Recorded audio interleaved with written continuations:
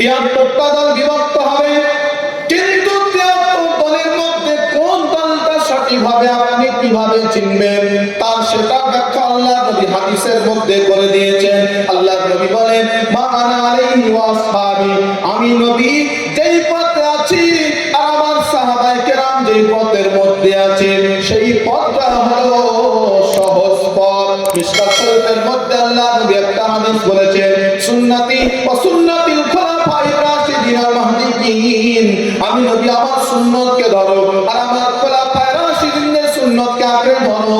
এক নাম্বার হলো আবু বকর রাদিয়াল্লাহু তাআলা আনহু, দ্বিতীয় নাম্বার হলো হযরত ওমর ফারুক রাদিয়াল্লাহু তাআলা আনহু, তৃতীয় নাম্বার হলো উসমান গনি রাদিয়াল্লাহু তাআলা আনহু, আর চতুর্থ নাম্বার হলো হযরত আলী রাদিয়াল্লাহু তাআলা আনহু।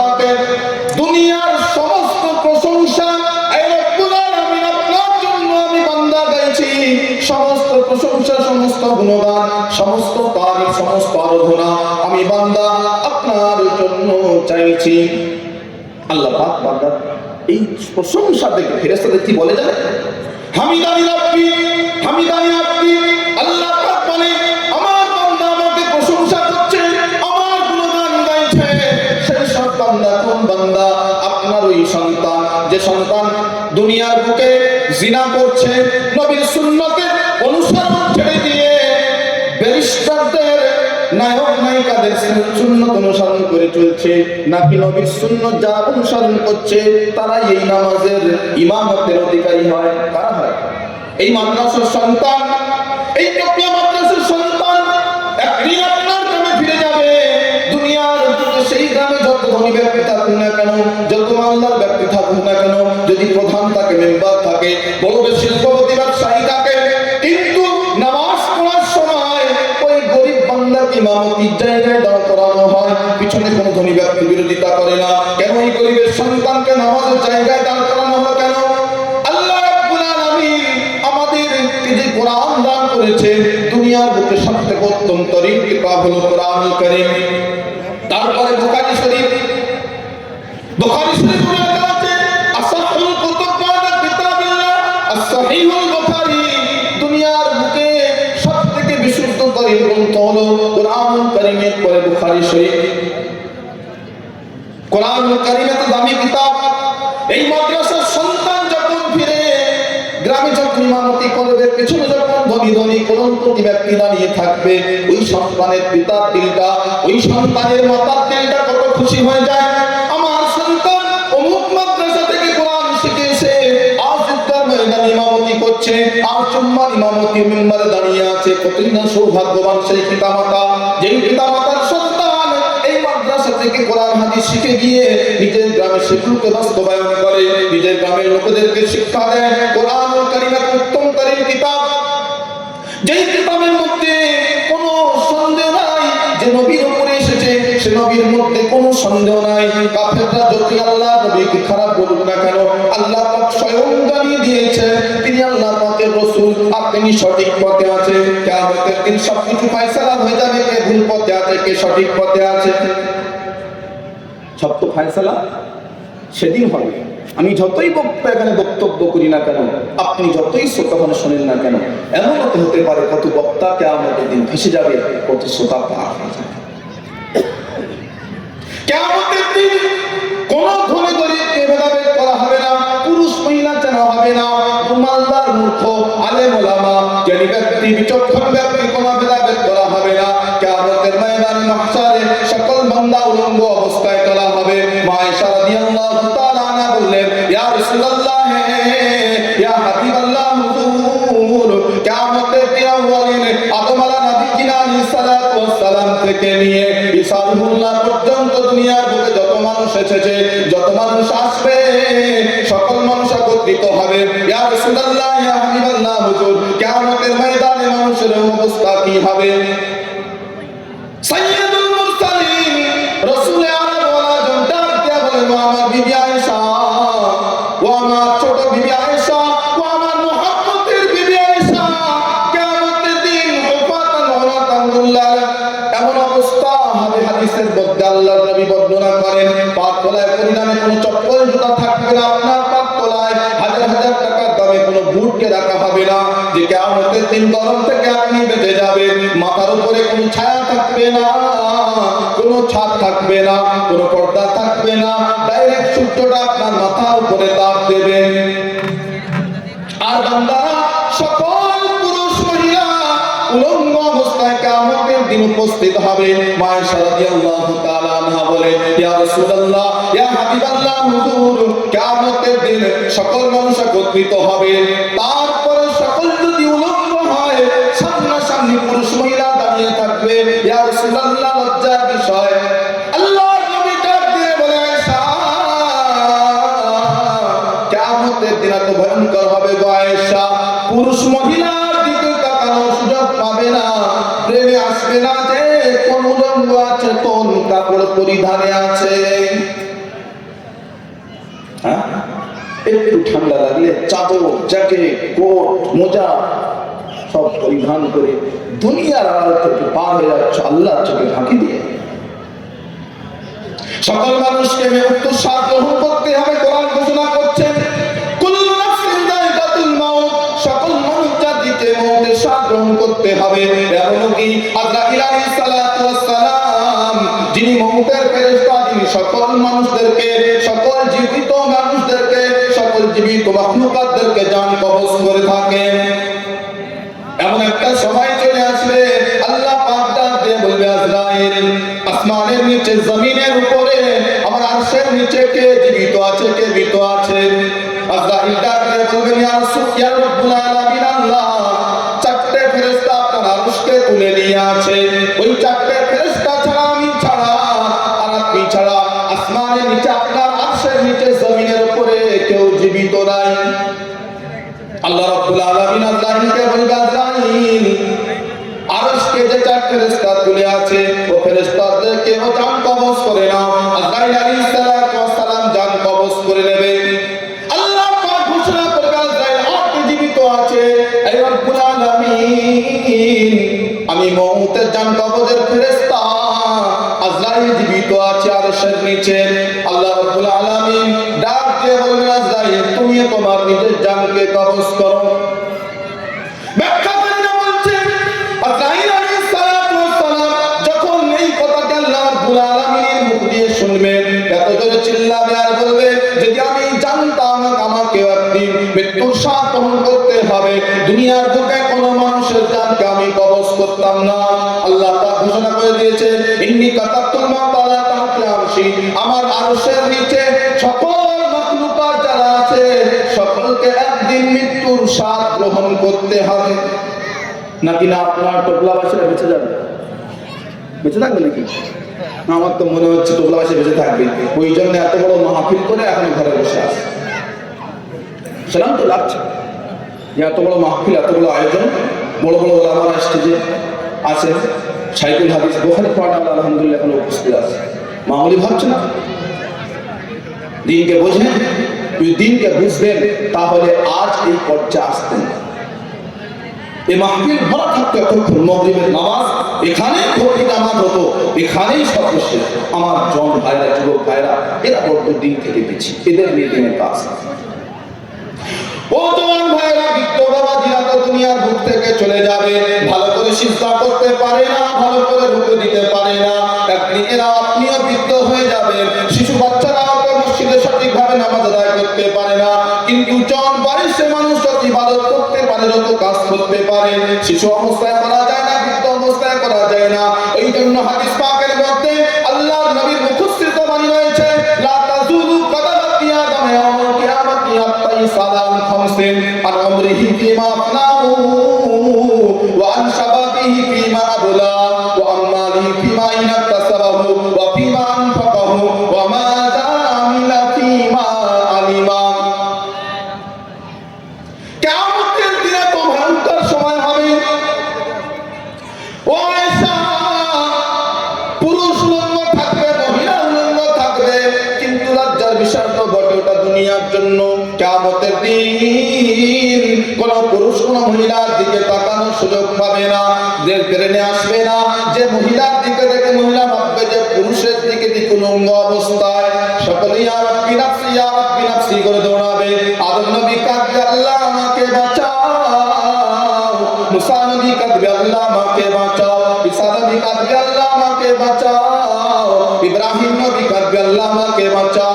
আল্লাহ আমি কাউকে চিনি না, নিজের সন্তান, নিজের বিবি, নিজের পিতামাতা, আজকে আমাদের দিন আমি কাউকে চাই না। আল্লাহ আমার জানকে বাঁচাও, আল্লাহ আমার জানকে বাঁচাও, ইয়া রাব্বি নাফসি, ইয়া রাব্বি নাফসি আলম হবে। আর আমরা টপলাবাসী কি বলবো? হ্যাঁ, একমাত্র এক বান্দার আওয়াজ কিয়ামতের দিন উঠে আসবে এক প্রান্ত থেকে, ইয়া রাব্বি হাবলি উম্মতি, ইয়া রাব্বি উম্মতি, হে রব্বুল আলামিন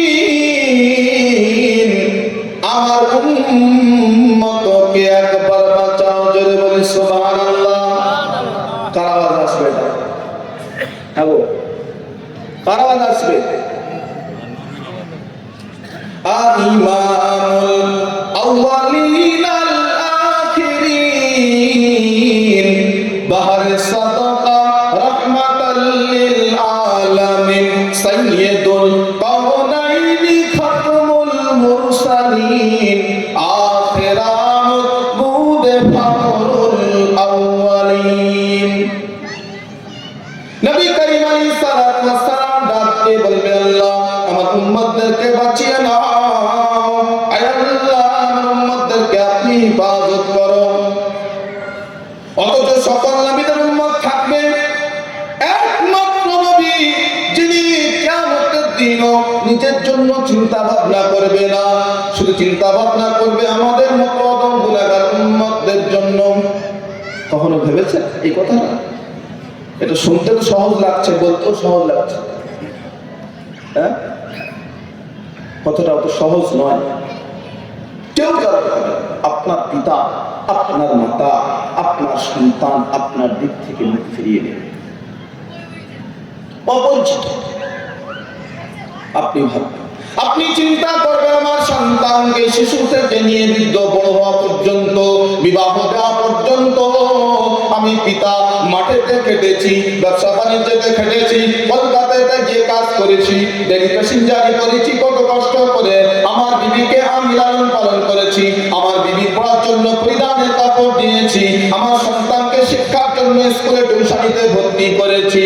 আজকে আমাদের দিন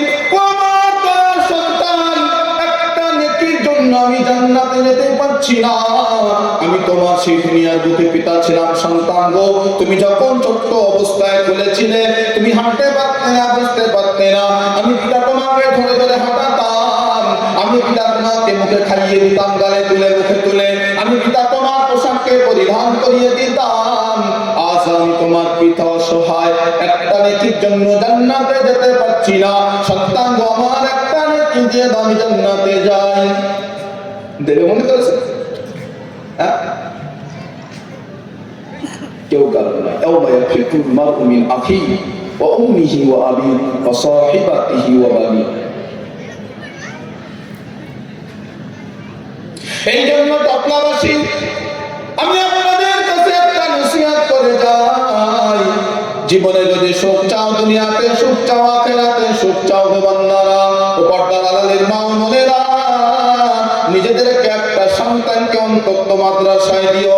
আল্লাহর কোরআন শিখবে, নবীর হাদিস শিখবে, শিখে এসে ইমামতি করবে, শিখে এসে আপনার জানাজার নামাজ পড়াবে, আপনার মৃত্যুর পরে কবরের পাশে কি দুটো হাত তুলে দোয়া করবে, হে রব্বুল আলামিন, হে আল্লাহ আমার পিতা দুনিয়ার বুকে আমাকে কোরআন শেখানোর জন্য কত কষ্ট করেছিল, রব্বুল আলামিন আমার পিতা দুনিয়াতে নাই, দুনিয়ার বুক থেকে বিদায় নিয়ে চিরস্থায়ীর মতো কবরবাসী হয়ে গেছে গো আল্লাহ রব্বুল আলামিন, আমার পিতামাতাকে আপনি আপনার দয়ার জান্নাতে প্রবেশ করিয়ে দিও। আর যদি সন্তানকে না মাদ্রাসায় পড়ান, তাহলে ওই মৌলবী, ভাড়াটিয়া মৌলবী ইমাম সাহেবকে 100-200 টাকা করে দোয়া করতে হবে। এটা বিশ্বাস রাখো আপনি। আপনার জন্য কবরের দাঁড়িয়ে না কাঁদবে আপনার সন্তান, তার থেকে বেশি কাঁদবে। আপনার সন্তান মারা গেলে আপনি বেশি কাঁদেন না, অপরের সন্তান মারা গেলে আপনি বেশি কাঁদেন। এটাই দিয়ে আপনি বিবেচনা করে নেন, আপনার মৃত্যুর পরে কবরের ধারে ভাড়াটিয়া ইমাম আপনার জন্য খালিস নিয়তে বেশি দোয়া করবে নাকি আপনার ওই সন্তান, যেই সন্তান মাদ্রাসা থেকে কোরআন হাদিস শিখে দুনিয়ার বুকে আপনি রেখে বিদায় নিয়েছিলেন, সেই সন্তান আপনার জন্য কবরে বেশি দোয়া করবে।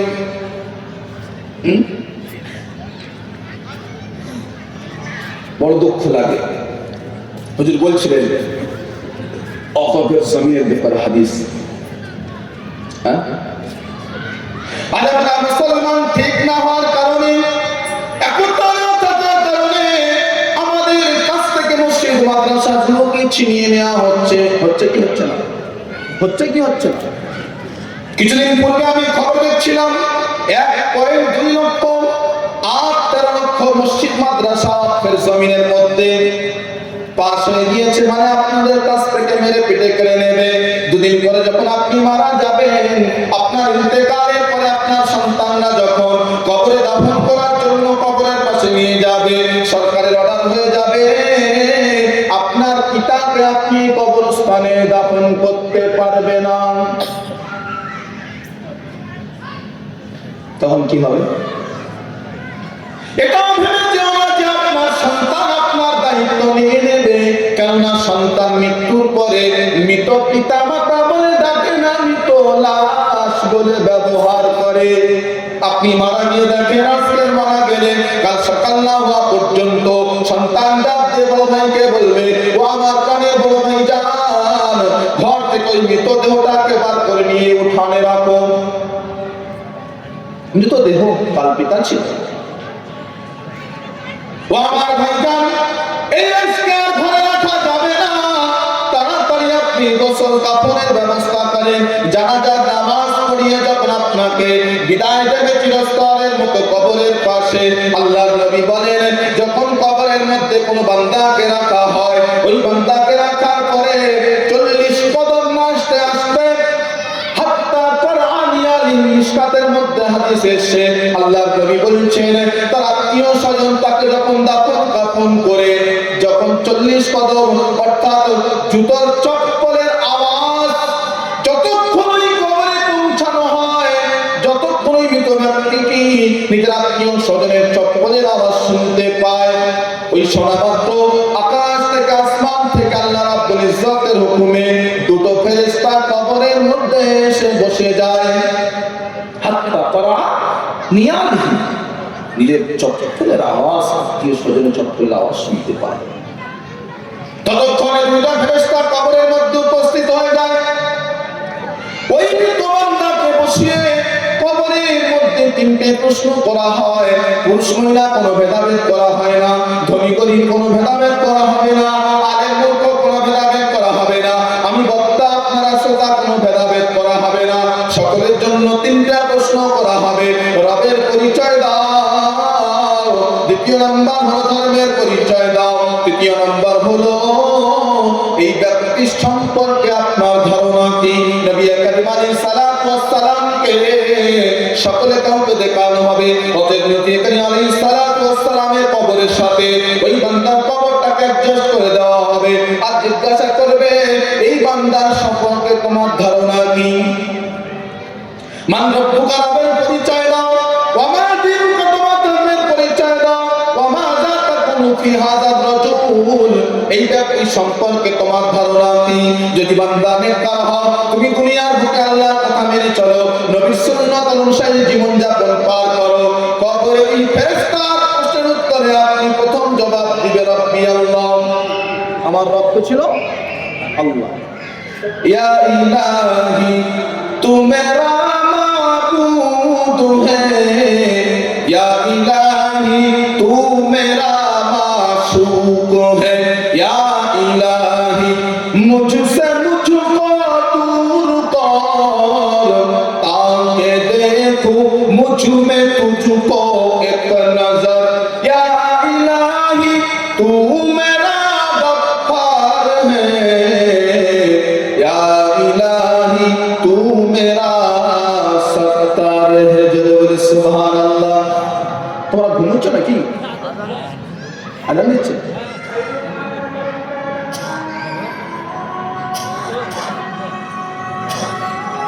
বাইরে ভাই বলুন তো বক্স চালাও, বাইরে ভাই বলুন তো বক্স চালাও। ওখানে তোমরা দাঁড়িয়ে আছো ভাই, জন ভাই, তোমরা আসো না, তোমার সাথে বেশি মহব্বত, ওই পালাবে না। এখানে দিনে মজলিস ছেড়ে পালানো মানে কি বুঝতে পারছো তো? এরকম করে আমার দিনটা শেষ করে দিচ্ছ, কেউ পালিয়ে যাবে না, লজ্জার কি বিষয়?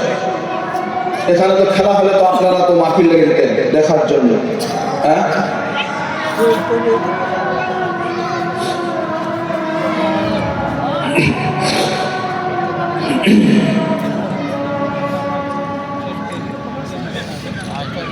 আমি দুনিয়ার মায়ায় পড়ে কাঁদি, আমি দুনিয়ার মায়ায় পড়ে কাঁদি, আখিরাতের কথা মনে পড়ে না, এত করে মনকে বোঝায়, ওগো এত করে মনকে বোঝায়, অবুঝ মন মোর বুঝলো না, আমি দুনিয়ার মায়ায় পড়ে কাঁদি, আখিরাতের কথা মনে পড়ে না। এ দুনিয়া কিরকম জালিম দেখে, এ দুনিয়া বড় জালিম ও ভাই, একে এত ভালোবেসো না, একে এত ভালোবেসো না। কেন? যতই তুমি ভালোবাসো, যতই তুমি আপন করো, আপন কোনদিন হবে না। আমি দুনিয়ার মায়ায় পড়ে কাঁদি, আখিরাতের কথা মনে পড়ে না। নবীজির হাদিস আপনাদের সামনে শোনাচ্ছিলাম, মুখস্থিত বাণী, আল্লাহর নবীর হাদিস। দুনিয়া থেকে আল্লাহ নবী দুটো জিনিসকে রেখে গিয়েছেন, একটা হলো কোরআনুল কারীম, আর একটা হলো নবীর সুন্নাত। কি জিনিস? দুটো জিনিস, একটা হলো কোরআনুল কারীম, অপরটার নাম হলো নবী রাসূল। আল্লাহর নবীর সুন্নাতকে দুনিয়া থেকে রেখে গিয়েছে। যদি কোনো বান্দা, আল্লাহ কোন নেক বান্দা এই কোরআনকে আঁকড়ে ধরে নেয়, ওই হাদিসকে যদি আঁকড়ে ধরে নেয়, ইনশাআল্লাহ তাআলা দুনিয়াতে শান্তি পাবে, আখিরাতে শান্তি পাবে, তার কোনো আমল বিফল যাবে না। কিন্তু এই অন্য ফিরকা আমাদের মতো নয়। এই হাদিসে মারপিট হুজুর শোনাচ্ছিলেন, এক ভাষে গিয়েছিলেন, এখন সে এখন দাবি করে বসে আছে। ও নবী পাকের উম্মতিরা, আপনারা বিভ্রান্ত হবেন না, আহলে হক উলামার সাথে থাকুন। হুজুর বলছিলেন, আল্লাহর নবী মুখস্থিত বাণী বলে গিয়েছেন, মুসা নবীর উম্মত ৭২টা দলে বিভক্ত হয়েছিল, এই উম্মত ৭৩টা দলে বিভক্ত হবে। কটা দল? কটা দল? ৭৩টা দল বিভক্ত হবে। কিন্তু ৭৩ দলের মধ্যে কোন দলটা সঠিকভাবে আপনি কিভাবে চিনবেন, তার সেটা ব্যাখ্যা আল্লাহ নবী হাদিসের মধ্যে করে দিয়েছেন। আল্লাহ নবী বলেন, মা আনা আলাইহি ওয়া আসহাবি, আমি নবী যেই পথে আছি আর আমার সাহাবায়ে কেরাম যেই পথের মধ্যে আছেন, সেই পথটা হলো সহজ পথ। মিশকাত শরীফের মধ্যে আল্লাহ নবী একটা হাদিস বলেছেন, সুন্নতি ওয়া সুন্নাতিল খুলাফায়ে রাশিদিন আল মাহদিয়িন, আমি নবী আমার সুন্নতকে ধরো আর আমার খুলাফায়ে রাশিদিনের সুন্নতকে আঁকড়ে ধরো। এক নাম্বার হলো আবু বকর রাদিয়াল্লাহু তাআলা আনহু, দ্বিতীয় নাম্বার হলো হযরত ওমর ফারুক রাদিয়াল্লাহু তাআলা আনহু, তৃতীয় নাম্বার হলো উসমান গনি রাদিয়াল্লাহু তাআলা আনহু, আর চতুর্থ নাম্বার হলো হযরত আলী রাদিয়াল্লাহু তাআলা। চার খলিফা ইসলামের। এই কি নতুন কিছু বলছি নাকি? কোরআন হাদিসের কথা বলছি। সাহাবারা কেমন ঈমান ছিলেন? ঈমান আমিনু কামা আমানান নাস, আল্লাহর কোরআন ঘোষণা করছে ঈমান আনো যেরকম আমার সাহাবায়ে কেরামরা ঈমান এনেছে। আন্নাস শব্দ ব্যবহার করা হয়েছে কোরআনুল কারীমের মধ্যে। মুহাদ্দিসিনে কেরাম, মুফাসসিরিনে কেরাম বলছেন, আন্নাস থেকে বেশিরভাগ সমর্থন হয়েছে যে সাহাবায়ে কেরাম। ঈমান আনো সাহাবায়ে কেরামদের। কেমন ঈমান এনেছিলেন সাহাবায়ে কেরাম? সর্বপ্রথম হযরত আবু বকর রাদিয়াল্লাহু তাআলা পুরুষদের মধ্যে সর্বপ্রথম ইসলাম ধর্ম গ্রহণ করেছিলেন কে?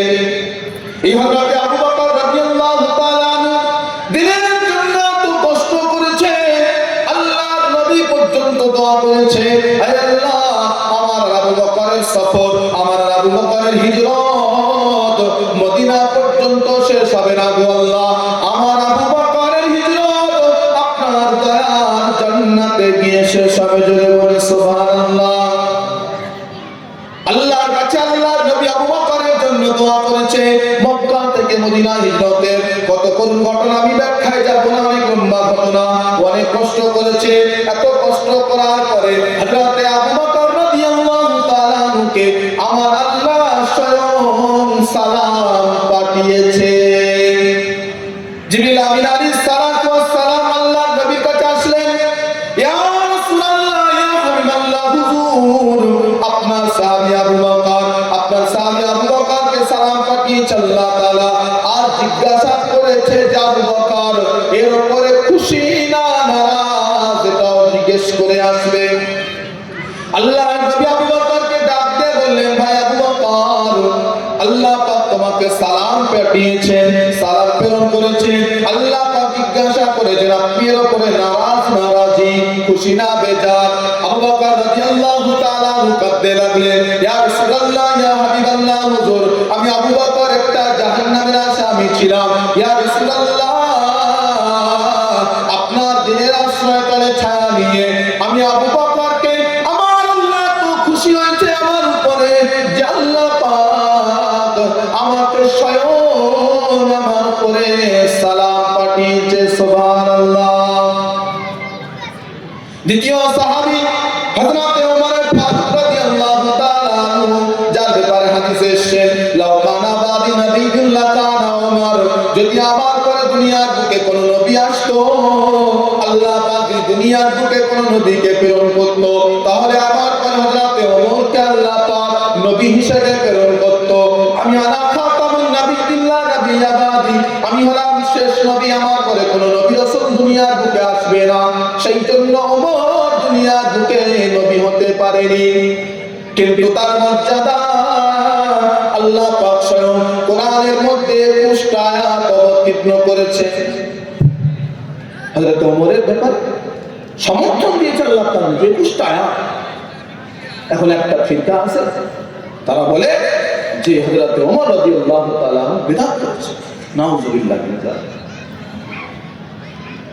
এই রমজান মাসে তারাবি আল্লাহ নবী সাহাবাকে বিদআত বলছেন, যার ব্যাপারে নবী বলে গিয়েছেন যদি আমার পরে যদি দুনিয়ার বুকে কোন নবী হতো হযরত ওমর হতো, সেই সাহাবীকে একদল কি বলে থাকে? বিদআতি। আল্লাহ পাক সকলকে হেদায়েত দান করো। দ্বিতীয় সাহাবী হযরত ওমর ফারুক রাদিয়াল্লাহু তাআলা আনহু, মা আয়েশা রাদিয়াল্লাহু তাআলা আনহার কোলে আল্লাহর নবী একদিন মাথা লাগিয়ে উড়তে আরাম করছেন। বিবির কোলে স্বামী মাথা লাগিয়ে আরাম করছে। আমাদের বিবিরা দেবে কি? বলবে বালিশ আছে, বালিশ নিয়ে ঘুমাও না, ঘুম পায় তো বাইরে গিয়ে ঘোরো। আমি ওরও আমি বাপের বেটি, আপনার মাথার জন্য দিতে পারবো না। মায়েশা রাদিয়াল্লাহু তাআলা আনহার কোলে রানের উপরে মাথা রেখে আল্লাহর নবী আরাম ফরমাচ্ছেন। আল্লাহর নবী জিজ্ঞাসা করলেন, আয়েশা তুমি কি বলতে পারবে এই আকাশের যত তারা আছে আমার উম্মতের মধ্যে কার কোনে কি আছে? আয়েশা রাদিয়াল্লাহু তাআলা তো খুব খুশি, নিশ্চয়ই আমার পিতার নাম আসবে আবু বকর রাদিয়াল্লাহু তাআলা। আয়েশা ডাক দিয়ে বলেন, ইয়া রাসূলুল্লাহ, আমি তো জানি না আকাশের সমতুল্য তারার পরিমাণ নেকি কার। আপনারা বলতে পারবেন টপলার সবাই মিলে আকাশে কটা তারা আছে? সব লেগে যান, এত বড় এরিয়া, সবাই মিলে বলেন যে আকাশে কত তারা আছে। আল্লাহ নবী ডাক দিয়ে বলেন, আয়েশা, আকাশে যত তুমি তারা দেখতে পাচ্ছ এই সকল তারার পরিমাণ নেকি আমার সাহাবী হযরতে ওমরের আমলনামায়তে আছে। জোরে বলি সুবহানাল্লাহ। ওয়া আয়েশা, আমার সাহাবী হযরতে ওমরের আমলনামা এই আকাশে তারা যতগুলো আমার ওমরের আমলনামায় নেকি ততগুলো। আয়েশা রাদিয়াল্লাহু তাআলা আনহার মন খারাপ হয়ে গেল, স্বাভাবিক, নিজের পিতার নাম এলো না, দুঃখের তো বিষয়। আল্লাহর নবী বুঝতে পেরেছেন ডাক দিয়ে বলেন আয়েশা, হযরতে ওমরের নেকি আকাশের সমতুল্য তারার পরিমাণ, আর আমার সাহাবী আবু বকর, তোমার পিতা আবু বকরের নেকি তুমি কি জানো আয়েশা? আয়েশা, সমস্ত উম্মতের নেকি যদি এক পাল্লায় করা হয়, আয়েশা তোমার পিতার এক রাতের নেকি যদি এক পাল্লায় করা হয়, তোমার পিতার পাল্লা নেকিটা ভারী হয়ে যাবে। যদি বলি সুবহানাল্লাহ। ওই কোন রাতের নেকি? যেই রাতে আল্লাহ নবী মক্কা থেকে মদিনা হিজরত করে গিয়েছিলেন, এক রাতের নেকি আমার উম্মতের নেকি সমতুল্য। দেখছেন সাহাবাদের আমল। আল্লাহর নবী একদিন বললেন জিহাদের ময়দানে যেতে হবে, সামানপত্র নিয়ে আসো। হযরতে ওমর ফারুক রাদিয়াল্লাহু তাআলা তখন ধনী ব্যক্তি ছিলেন, চিন্তা করলেন যে আজ আবু বকরের থেকে আগিয়ে বেড়ে যাব, বেশি ধন সম্পদ আল্লাহর নবীর কাছে উপস্থিত করব। হযরতে ওমর ফারুক রাদিয়াল্লাহু তাআলা ঘরের সম্পদকে দুই ভাগে বিভক্ত করলেন। এক ভাগ আল্লাহর নবীর দরবারে আনলেন, আরেক ভাগ নিজের সন্তান বিবিদের ঘরের সংসারের খরচার জন্য রেখে দিলেন। আল্লাহর নবী ডাক দিয়ে বললেন, ওমর তুমি কি কিনেছো দেখাও, তুমি জিহাদের জন্য কি সামানপত্র কিনেছো দেখাও। হযরত ওমর রাদিয়াল্লাহু তাআলা ডাক দিয়ে বললেন, ইয়া রাসূলুল্লাহ, আমি আমার ঘরের সমস্ত সম্পদকে অর্ধেক দুভাগ বিভক্ত করেছি, অর্ধেক আপনার খিদমতে পেশ করেছি, আর অর্ধেক নিজের বিবি সন্তানদের জন্য রেখে এসেছি। আল্লাহর নবী ডাক দিয়ে বললেন, আবু বকর, তুমি জিহাদের জন্য কি সামানপত্র এনেছো? হযরত আবু বকর ডাক দিয়ে বলেন, ইয়া রাসূলুল্লাহ, ইয়া হাবিবাল্লাহ, হুজুর, আমি আবু বকর গরীব মানুষ, ইয়া রাসূলুল্লাহ, আপনাকে খুশি করার জন্য আমি আবু বকর ঘরের সমস্ত সম্পদ নিয়ে আপনার দরবারে উপস্থিত করেছি। জোরে বলেন সুবহানাল্লাহ। ইয়া রাসূলুল্লাহ, ইয়া হাবিবাল্লাহ, হুজুর, আমি আমার ঘরের বিবিদের জন্য, সন্তানদের জন্য আল্লাহ আর তার রাসূলকে আমি রেখে এসেছি, সমস্ত ধন সম্পদ আপনার দরবারে পেশ করেছি। জোরে বলেন সুবহানাল্লাহ। দাম দেখেছেন তারপর? দিনের জন্য দাম দেখেছেন? এই মাদ্রাসা এই দামের কথা বলা হয় 50 টাকা জায়গায় 5 টাকা বলেছে। তৃতীয় সাহাবী হযরত ওসমান গনি রাদিয়াল্লাহু তাআলা, যাকে দুননুরাইন বলা হয়েছে। আল্লাহর নবীর 4 কন্যা সন্তানের মধ্যে 2 কন্যা সন্তান হযরত রুকাইয়া উম্মে কুলসুম রাদিয়াল্লাহু তাআলা আনহাকে, 2 কন্যা সন্তানকে আল্লাহর নবী ওসমান রাদিয়াল্লাহু তাআলার সাথে বিবাহ দিয়েছেন। একসাথে দিয়েছেন না, না, না, শরীয়তের মধ্যে নিয়ম হলো 2 বোনকে একত্রিতভাবে একটা স্বামীর ঘরে জমা করা যাবে না। লাজমা বাইনাল উখতাইন, 2 বোনকে একটা স্বামীর কাছে রাখা। একটা কন্যা আল্লাহর নবী এক কন্যা ইন্তেকালের পরে দ্বিতীয় কন্যাকে ওসমান গনি রাদিয়াল্লাহু তাআলার সাথে বিবাহ দিয়েছেন। তিনি ইন্তেকালের পরে আল্লাহর নবী জানিয়েছেন, যদি আমার আর কোনো কন্যা সন্তান হতো, আমি ওসমানের সাথে সেই কন্যা সন্তানকে বিবাহ দিতাম।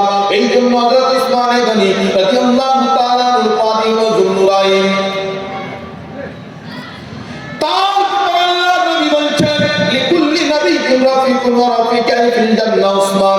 সমস্ত নবীর একজন জান্নাতি বন্ধুত্ব হবে, আর আমি নবী মুহাম্মদ, আমার বন্ধু জান্নাতে হযরতে ওসমান গনি হবে। জোরে বলি সুবহানাল্লাহ। তোমরা ঘুমিয়ে পড়ে সুবহানাল্লাহ আলহামদুলিল্লাহ বলতেও কষ্ট হচ্ছে। قال النبي صلى الله عليه وسلم سبحان الله نصف الميزان والحمد لله تملأ الميزان। আল্লাহর নবী বলেন, আমার যদি কোনো উম্মত, আল্লাহর যদি কোনো বান্দা দুনিয়ার বুকে আল্লাহ পাককে খুশি করার জন্য একবার সুবহানাল্লাহ বলেন, বাবা একবার সুবহানাল্লাহ বলেন, কিয়ামতের দিন আল্লাহ পাক যে বান্দার নামে আমলকে মাপবেন, বান্দার নেকি গুনাহকে মাপবেন, সেই দাড়ি পাল্লাটা অর্ধেক ভর্তি করে দেবে। যদি বলি সুবহানাল্লাহ। এবার তো সুবহানাল্লাহ বলেন। দ্বিতীয় অবস্থায় আল্লাহ নবী বলেছেন, আলহামদুলিল্লাহ তামলাউল মিজান।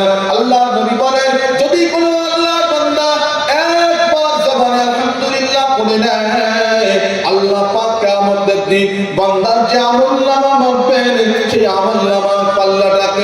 আল্লাহ পাক নেকিতে ভরপুর করে দেবে। যদি বলি আলহামদুলিল্লাহ।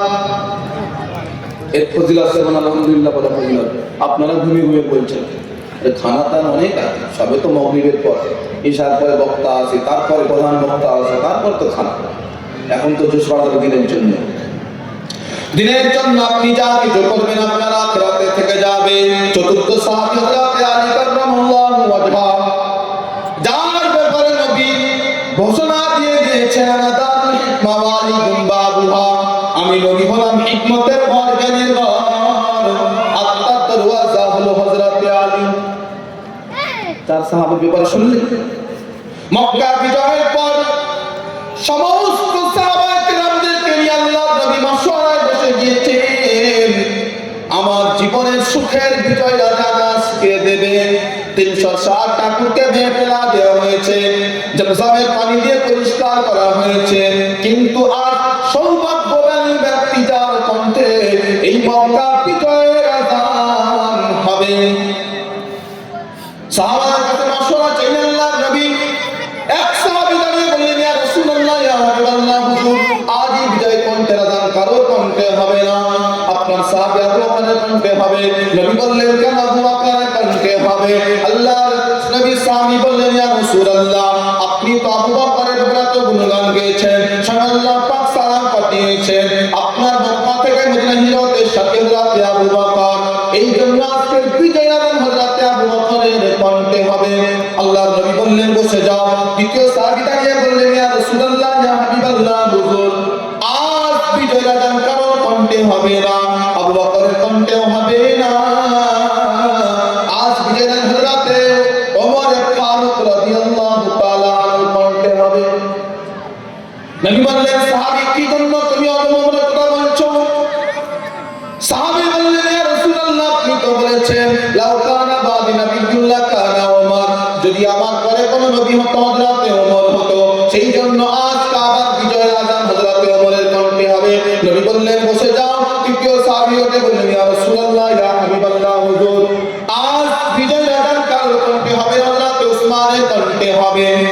আল্লাহর নবী বললেন, তোমার দলিল কি? ইয়া রাসূলুল্লাহ, ইয়া হাবিবাল্লাহ, হুজুর আপনি তো বলেছেন লিকুল্লি নাবিয়্যিন রাফিকুন রাফিকাই ফিল জান্নাহ উসমানা, সমস্ত নবীর একজন জান্নাতি বন্ধুত্ব হবে, আর আমি নবী আমার জান্নাতি বন্ধুত্ব হযরত উসমান হবে। সেই জন্য আজ বিজয়ের হযরত আবু বকরের কণ্ঠে হবে না, ওমরের কণ্ঠে হবে না, একমাত্র উসমানের রাদিয়াল্লাহু তাআলা আনহুর কণ্ঠে হবে। নবী বললেন, বসে যাও। সাহাবী বললেন, ইয়া রাসূলুল্লাহ, আজ বিজয়ের একমাত্র আপনার জামাই হযরত আলীর কণ্ঠ থেকে হবে। নবী বললেন, কেন? ইয়া রাসূলুল্লাহ, আপনি তো বলেছেন আনা দারুল হিকমা ওয়ালিকুম বাবুহা, আমি হলাম হিকমতের ঘর, জ্ঞানের ঘর, তার দরওয়াজাটা হলো আমার সাহাবী আলী। নবী বললেন, বসে যাও। সমস্ত সাহাবায়ে কেরাম বসে গেল। জোহরের কিছু মুহূর্ত পূর্বে জিবরিল আমিন আলাইহিস সালাতু ওয়াস সালাম ওহী নিয়ে চলে আসলো। ওহী নিয়ে এসে ডাক দিয়া বলেন, ইয়া রাসূলুল্লাহ, ইয়া হাবিবাল্লাহ, হুজুর আজকে কাবা বিজয়ের আযান হযরত আবু বকরের কণ্ঠেও হবে না, হযরত ওমরের কণ্ঠেও হবে না, হযরত উসমানের কণ্ঠেও হবে না, হযরত আলী রাদিয়াল্লাহু তাআলা আনহুর কারোর কণ্ঠেও হবে না, কিন্তু কার হবে? জিবরাইল কার কণ্ঠে বিজয়ের আযান দেব আমি? জিবরাইল আমিন ডাক দিয়ে বলেন, ইয়া রাসূলুল্লাহ, আজকের কাবা বিজয়ের আযান হযরত হাবশী বিলালের কণ্ঠে হবে। নবী ডাক দিয়ে কইলেন, বিলাল আমার সামনে আয়, আল্লাহ পাকের কি মহিমা, এত সাহাবী থাকা সত্ত্বেও আল্লাহ পাক তোর কণ্ঠের আযান পছন্দ করেছে। বিলাল আয়